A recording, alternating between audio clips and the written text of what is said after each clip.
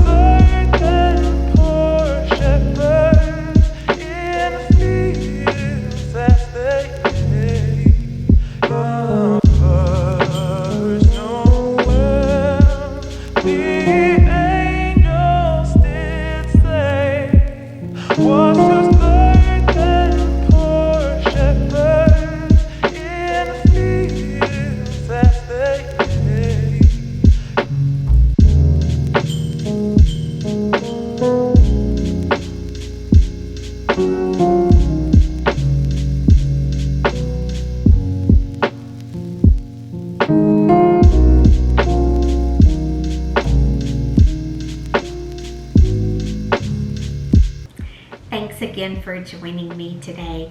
If you are new here, if you would please subscribe. I would love to have you with me each week and when I post a new video on Sundays.